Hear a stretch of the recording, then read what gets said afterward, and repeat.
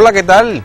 Buenas noches, ¿cómo le va? Bienvenidos a la hora del té, un espacio para conversar y reflexionar sobre temas de interés para la familia.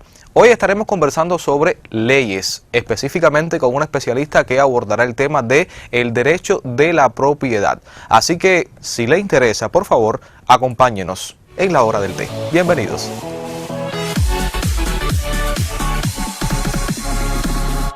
Iniciamos el programa con las opiniones de nuestros televidentes con respecto al tema de hoy. Yeney Brito se encuentra ya en las calles santacruceñas esperando. Adelante. Un saludo para ti, Junier, y para todos los televidentes. Como habías anunciado, estoy en la calle recogiendo información, entrevistas sobre el tema de hoy, que es el derecho de propiedad. Pero veamos qué opinan los santacruceños sobre el tema. Acompáñenos. Adelante las entrevistas.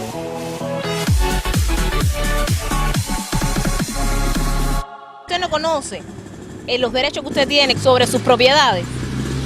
Bueno, yo no entiendo nada de derecho ni nada de eso, porque yo casi nunca he hecho trámites ni nada de eso, pero sí sé que cuando hay razón de algo, tú puedes ir a los lugares correspondientes y tienes derecho sobre tus cosas, siempre que tú seas dueño, siempre que tengas tus cosas en regla, ¿no? Yo tengo todos los derechos, tanto con la vivienda como con todo lo que yo tenga, todo se legaliza y no hay problema con eso. ¿Conoce usted los derechos que tiene sobre sus propiedades? No. ¿Conoce usted sobre los derechos que tiene sobre su propiedad? ¿Conoce las instalaciones a las que puede acudir para realizar trámites legales de su propiedad? Bueno, tal vez donde yo tengo que ir, yo la conozco, donde tengo yo que ir a realizar la propiedad en los lugares, lo que es en la casa de vivienda, y todo eso, todo. ¿Conoce otros, además de la vivienda? No, yo no conozco más nada. ¿Y las instituciones a las que puede acudir si quisiera legalizar alguno de sus bienes? Me imagino que a vivienda, a la notaría. ¿Y las instituciones en las que puede hacer algún trámite legal para legalizar sus propiedades? Bueno, debe ser en notaría y eso, ¿no?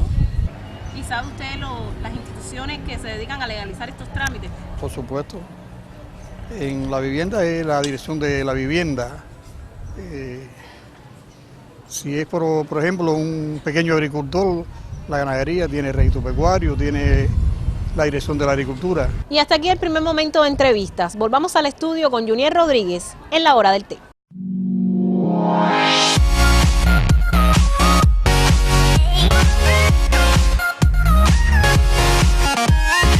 Y luego de ver las opiniones de los santacruceños referidas al tema de hoy, voy a dar la bienvenida a la invitada de esta emisión, La Hora del Té. Se trata de la abogada Yuleisi Ríos Castro, quien me acompaña en esta emisión. Bueno, Yuleisi, muchísimas gracias por estar con nosotros. Bienvenida a La Hora del Té. ¿Hace cuánto que usted no venía por Telemar? Bueno, hace un tiempecito, pero bueno, ya estamos aquí nuevamente en este nuevo programa que espero que les guste a todos porque bien útil va a ser para la población. Y estrenando esta emisión con usted justamente para hablar sobre temas jurídicos. Desde el inicio estamos haciendo alusión al derecho de propiedad. ¿Podemos partir justamente de ahí explicándole a la audiencia qué significa, de qué trata? Sí, claro, a ver, este tema es muy amplio, pero bueno, sucintamente el derecho de propiedad, ¿a qué nos vamos a referir? Nos vamos a referir al derecho que tienen las personas sobre los bienes de los cuales son propietarios. ¿Qué se puede, qué no se puede, hasta dónde se puede? O sea, es lo que abarca en general el tema derecho de propiedad, que es lo que se va a hablar en el día de hoy. Bueno, en este sentido hay dos interrogantes aquí para que usted nos explique, por ejemplo, cómo se encuentra regulado en nuestro país el derecho de la propiedad y por qué es tan importante que las personas conozcan hasta dónde pueden llegar nuestros derechos sobre un determinado bien. ¿Qué nos puede explicar? Sí, mira, resulta importante porque en primer lugar, cuando hablamos de derecho de propiedad, estamos hablando de un derecho constitucional, o sea, está previsto en nuestra Constitución todo lo relacionado sobre el derecho de propiedad y sus alcances, sus limitaciones. En nuestra Constitución, en el Código Civil cubano además, está en el artículo 127, que es el derecho de propiedad. O sea, ¿por qué? Vamos a ver ahora qué es tan importante hablar sobre este tema y lo hemos dicho. Las personas conocen que son los propietarios de determinados bienes, pero no conocen hasta dónde pueden llegar con sus bienes, qué podemos hacer, qué no podemos hacer, todos los supuestos, todas las formas de propiedad, que no solo somos propietarios de un bien determinado, o sea, es todo un aspecto, un gran espectro que las personas deben conocer sus alcances, sus límites, y es muy importante porque así vamos a evitar litigios, preocupaciones, trámites innecesarios a la población y que cada cual sepa lo que puede hacer con algo de lo cual es propietario. Claro. O sea que es muy importante que ellos conozcan a dónde dirigirse, qué reclamar, qué no reclamar, y por tanto no anden por ahí, como se dice en buen cubano, en el papeleo y en el trámite y en el peloteo. Antes de pasar a la pausa, tengo un interrogante que ahora mismo me está dando vueltas en la cabeza y tal vez algunos televidentes. Cuando usted menciona propiedad de bienes, digamos, una casa, un carro, una moto, o yo como propietario puedo decir, quiero también compartir esta mesa con otra persona. ¿Puede suceder eso? Sí, claro. Nuestro actual Código Civil reconoce 5 formas de propiedad. Ya. O sea, no solamente somos propietarios de una vivienda, somos propietarios de los ingresos provenientes del trabajo socialmente útil. O sea, lo que llamamos todos los salarios. Ya. Ese salario que se percibe es propiedad mío también. Está también las viviendas, las casas de descanso, las casas en la playa, los solares y armas, o sea, los terrenos. Puedo ser propietaria de un terreno o copropietaria de un terreno. También tenemos todos aquellos que por cualquier manera de adquisición legal lo tenemos. Cualquier medio, no sé, cualquier bien que tenga su propiedad, una grabadora, un televisor que tenga una propiedad y se vaya a heredar y tenga propiedad. Eso se puede transmitir también y es una propiedad. Y tenemos también los medios de trabajo personal y familiar, las herramientas que las personas tenemos, también son nuestra propiedad. O sea, qué interesante. Sí, es muy interesante. Incluso los frutos que den esos determinados bienes también son de nuestra propiedad. Qué bien. O sea, son cosas que la población no conoce, pero hay que irlos aclarando para que cada cual sepa hasta dónde llegar, qué hacer, cómo hacerlo también, para evitar, como siempre decimos, los conflictos, incluso entre familias, que tan desagradables le son a la población. Bueno, vamos a una primera pausa en nuestra conversación. El té nos aguarda en este primer momento. Sé que desde el comienzo usted está comentando que le gusta el té. Sí, cómo no. Así que le invito a degustar de este sabroso té cómo negro. está. Mientras nosotros vamos a exteriores una vez más con nuestra periodista Yenei Brito.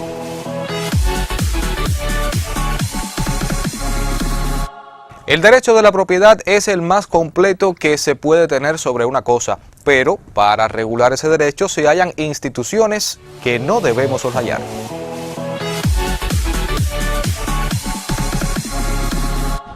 El registro de la propiedad inscribe los derechos que recaen sobre los bienes inmuebles de las personas naturales y jurídicas expresados en documentos notariales, administrativos o resoluciones judiciales. Las personas acuden al registro para inscribir su título de propiedad, acuden con ese documento.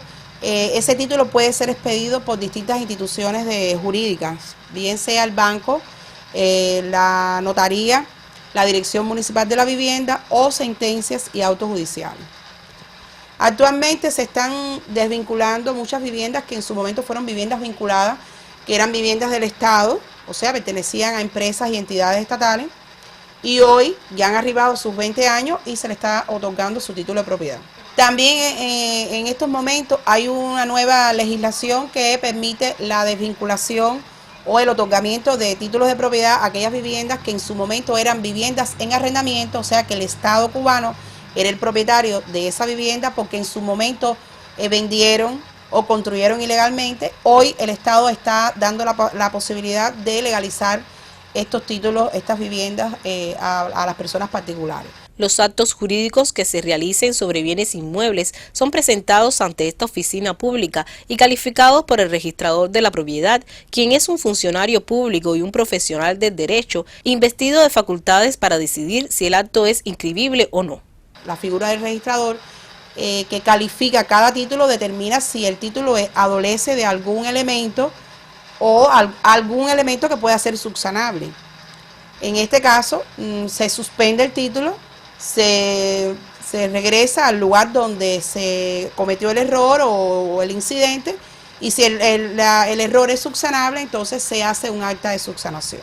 Las solicitudes de inscripción y publicidad de los asientos inscritos se realizan en el municipio donde se encuentren los inmuebles. El titular debe presentar en el registro el título de propiedad, el pago del impuesto en caso que lo llevase, 2 sellitos de 5 pesos, uno de a 10 y un efectivo que en su momento, cuando se califique el título, se determina qué es lo que tiene que acotar el particular o la persona.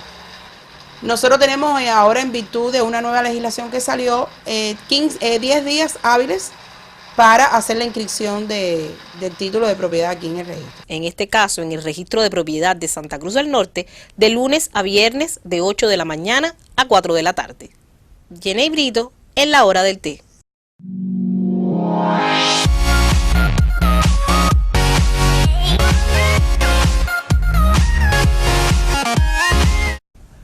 Amables televidentes, continuamos en la hora del té, un tiempo para relajar en familia. Hoy viernes hablando sobre temas jurídicos y específicamente sobre el derecho de la propiedad con mi invitada de la noche. Con ella continuamos, por supuesto, conversando.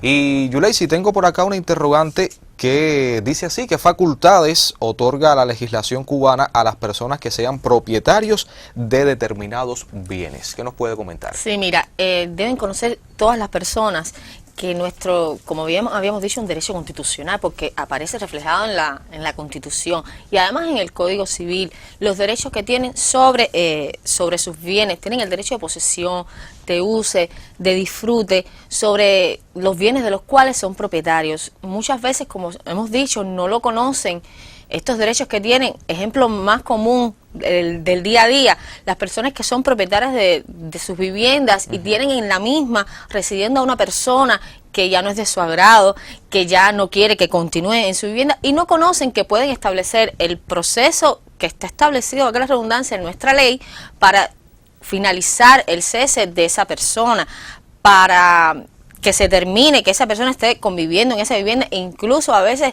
están estas viviendas que están cerradas porque su propietario no la está habitando. O sea, hay que aclarar también que por el hecho de tener derechos de propiedad sobre una vivienda o sobre un carro, vamos a decirlo así, o sobre un barco, el hecho que no la estemos utilizando no significa que se pierda la propiedad de ese bien. Muchas personas dicen, no, pero me tengo que ir a vivir para mi casa para no perder el derecho. No sucede así, no es así. Uno tiene el derecho de propiedad sobre un determinado bien siempre y cuando no lo ceda, siempre y cuando no fallezca, siempre y cuando no se den esos supuestos que están en ley para que esa propiedad cambie. Pero no significa para nada que no la esté utilizando. Y muchas veces vemos estas casas que están cerradas, pues su propietario no está habitando y personas se introducen de manera ilegal a estas viviendas para pretender ocuparlas. También está el procedimiento establecido para que esas personas salgan. O sea, son determinados derechos que otorga nuestra legislación civil y que las personas muchas veces no la conocen. Las personas tenemos también, los propietarios de los determinados bienes, derecho a permutarlo. Está en el Código Civil. La permuta, que es un contrato, el contrato de permuta. ¿Qué pasa actualmente en nuestro país? Y siempre hablamos de las casas porque es el bien que mayor personas tienen sobre propiedad sobre ese bien.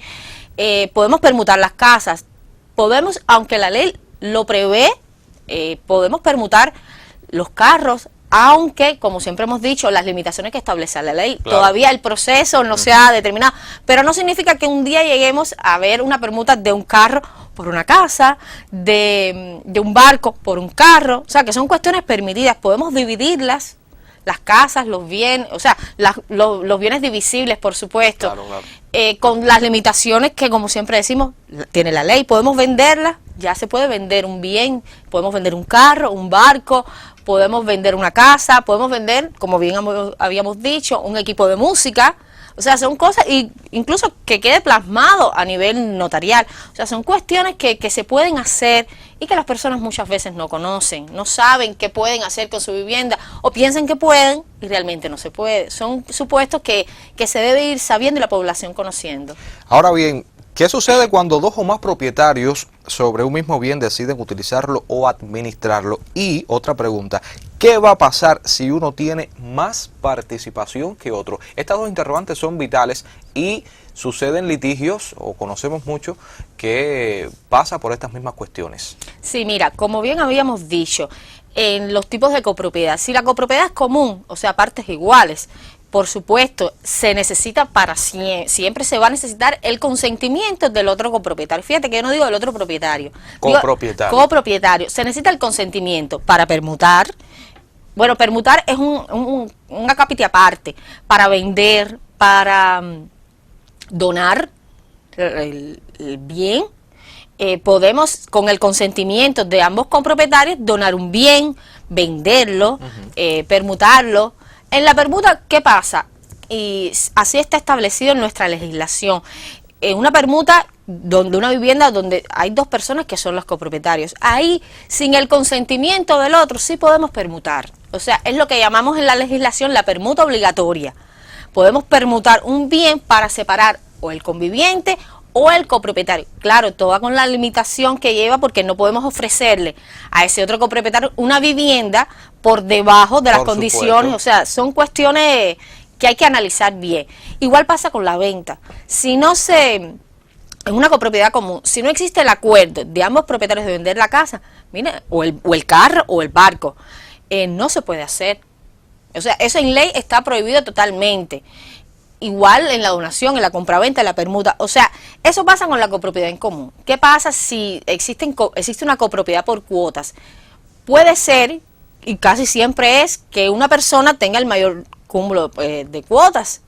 ¿Qué pasa en estos casos? En estos casos, si no existe el acuerdo, por supuesto, entre todos los copropietarios, se va a la instancia correspondiente, la persona o el copropietario que quiera iniciar este trámite. O sea, el que mayor tenga la copropiedad, el que mayor tenga la cuota, acude al organismo correspondiente para que el organismo correspondiente emita su criterio o autorice o no el disfrute, la posesión del determinado bien. Vamos a seguir hablando de la venta de la casa o de la donación de la casa. ¿Qué es lo más común realmente? ¿Qué es lo más común? ¿Qué es lo más común? Evidentemente una persona que tiene un 75% en la participación de la cuota de la vivienda, acude al organismo correspondiente para, por supuesto, siempre alegando el porqué, la finalidad, el destino de lo que se va a hacer para que este organismo autorice o emita su criterio. Son cuestiones muy importantes también, y que hay que aclararlo, es cuando existe una copropiedad y uno de los copropietarios es menor de edad. O sea, es algo muy importante porque aun y cuando sea copropiedad en común, aun y cuando se sepa el destino de este acto jurídico, hay que solicitar autorización del tribunal correspondiente mediante el procedimiento que esté establecido para ello, porque no podemos despojar así como así de un determinado bien a un menor de edad o incluso a una persona que está incapacitada judicialmente, porque también pueden ser propietarios las personas que están incapacitadas judicialmente. O sea, que hay que estar bien claros de lo que se pretende, hay que estar bien claros de lo que se quiere hacer para, como siempre decimos, no estar en conflictos que a lo mejor no llegan a nada por no conocer los derechos que uno tiene sobre determinadas viviendas, determinados bienes. Sí, eso es muy importante porque sucede a veces que terminan en males peores, en hechos lamentables y violentos, justamente por no conocer sus derechos y las leyes establecidas. Exactamente. Un punto muy importante también, y que espero continuarlo en programas posteriores y que la población debe conocer, cuando existen sobre un determinado bien una copropiedad, pero esta copropiedad va a venir dada por un vínculo matrimonial, o sea, a partir de un matrimonio, que también el hecho de contraer matrimonio y adquirir determinados bienes durante el matrimonio también se origina una copropiedad. Ahora, la manera de gestionar esa copropiedad, la manera de dirimir los conflictos, la manera de usar o poder disfrutar de estos determinados bienes en matrimonio es un punto de aparte, porque no se va por la misma legislación, sino por el Código de Familia, y es algo que la población bastante sufre por este tipo de temas. Bueno, Yuleisi, vamos a hacer otra pausa en nuestra conversación. A mí me parece, y creo que a nuestros amigos televidentes también, es un tema sumamente importante, del cual se trata poco en los medios de comunicación, y qué bueno que la hora del té justamente llegue para hacerlo llegar a cada una de las familias santacruceñas. Te propongo entonces seguir degustando este sabroso té. Sí, está muy rico. Muy rico, ¿verdad? Y continuamos con otros segmentos habituales.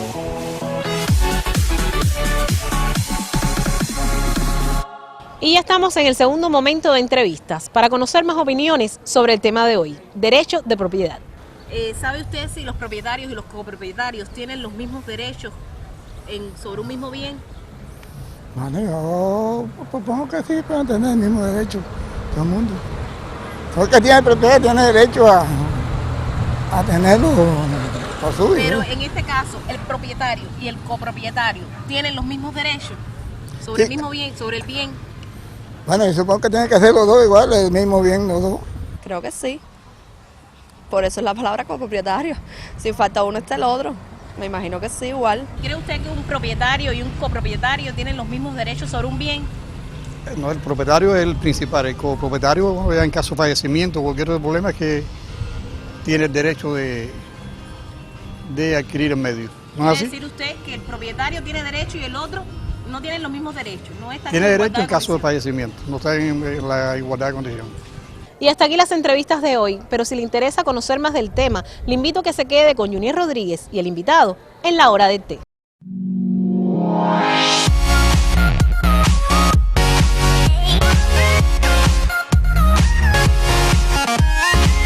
Yuleisi, a propósito de esto que usted nos está comentando, ¿puede ser que un determinado bien sea propiedad de dos o más personas? Sí, mira, eso suele suceder constantemente, no solamente en nuestro país, por supuesto, en el mundo entero. Existe la propiedad sobre un determinado bien y existe la copropiedad sobre un determinado bien. Es reiterado un aspecto en la población que está mal, por cierto, y que siempre rectificamos. Es un error que tiene la población. Muchas personas dicen, yo soy el propietario del bien y mi esposa es la copropietaria. Yo en primer lugar, pero mi esposa está atrás. ¿Por qué se dice esto? Porque las personas no conocen los derechos que existen sobre un determinado bien. No conocen que sobre un determinado bien puede existir 2, 3 o más copropietarios y que todos van a tener derechos sobre ese bien. No existe el término, como muchos piensan, propietario y copropietario. Si no existe el término, cuando es más de dos personas, existe el término copropietarios. O sea, en virtud de la participación que cada cual tenga sobre ese bien, será el derecho que tendrá sobre ese bien. Digamos así, por ejemplo, una casa, que es lo que más las personas tramitan, ¿no? Por así decirlo, en notarías u otras entidades jurídicas. Está el propietario, pero está la esposa, digamos, o el esposo, no vamos a ponernos en violencia de género ni mucho menos, pero está un hijo o un nieto que convive con ellos.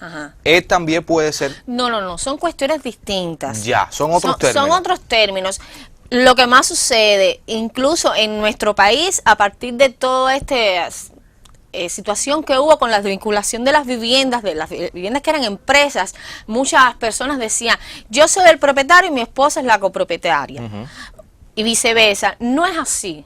No funciona así. De esa manera. Yo y mi esposa, yo y mi hijo, yo y el señor tal, porque a veces la copropiedad no tiene por qué ser entre personas de vínculo consanguíneo, somos los copropietarios de un determinado bien. Que el tipo de copropiedad que exista sobre un determinado bien es diferente, puede ser diferente. Existe la copropiedad común. Una persona y otra son copropietarios de una vivienda, los dos tienen la misma participación porque no se ha delimitado en cuánto asciende la participación de cada cual. Esto para que las personas lo entiendan. La copropiedad común es cuando dos personas son copropietarios sin decir, uno es el 50% y uno es el 30% y uno es el 40%, o sea, y los derechos sobre este bien y las facultades sobre este bien va a ser a partes iguales. Existe también la copropiedad por cuotas, que como bien lo dice el término son cuotas y se adquiere por determinadas situaciones de la vida real, que la copropiedad por cuotas va a ser, yo soy el copropietario de esta casa en un 75% y mi hijo es un 25%. Resume, ¿cómo se da esto? Una persona fallece, era propietario de una vivienda, o sea, era un copropietario de una vivienda con su esposa, fallece uno de los cónyuges, por supuesto, la mitad de la casa ya era de la esposa, la otra mitad, ¿quién le hereda? Si fuese así, la esposa y el hijo, ya la otra mitad es un 50% y se divide, y por eso es que la esposa pasa a ser un 75%. En ese supuesto, por supuesto, la esposa tiene más derecho, más participación y más facultad sobre esa propiedad. Y la manera de dirimir esos conflictos depende también de la participación que tenga en esa copropiedad. Entendido perfectamente. Muchísimas gracias por la explicación tan acertada. Temas muy interesantes, mucho que decir además y en este caso, capacitar a nuestra población al respecto. Bueno, pues brindando con el té, yo le despido. A propósito, ¿qué nos propone para el segundo viernes del próximo mes? ¿Qué tema, por ejemplo? Sí, mira, un tema muy importante y que viene a continuación, y lo habíamos mencionado sucintamente en el programa, es la comunidad matrimonial de bienes. ¿De qué estamos hablando aquí? Estamos hablando de la copropiedad que se forma a partir de un matrimonio. Lleva un tratamiento diferente, es bien controversial, es origen de muchísimos conflictos, porque después que se divorcian, a pelearse, y entonces son muchas. Y lo que habíamos hablado de las 5 formas de propiedad, también hay que trasladarlo, traspolarlo a este tema, porque las personas dicen, bueno, pero es mi salario, es lo que gané yo, pero es que el salario forma parte de esa comunidad matrimonial. Son cuestiones por dónde cortar y que la gente, las personas, el público, incluso, aun y cuando estando regulado en la ley, no lo entiende, pero bueno, es lo que hay que acatar porque está en la ley. Y nosotros estaremos orientando a toda nuestra teleaudiencia al respecto. Así que le agradezco esta primera emisión y por supuesto le invito para la próxima. Muchas gracias para ustedes haber hecho este programa de tan importante para la población. Y usted, amigo televidente, le espero la próxima semana a la hora del té. Recuerde que el conocimiento de nuestras leyes nos fortalece como ciudadanos y además nos ofrece el instrumental necesario para tomar decisiones que nos favorezcan. Hasta la próxima semana. Y nos vamos entonces disfrutando de este té negro, ¿qué le parece? Sí, cómo no. Salud. Salud.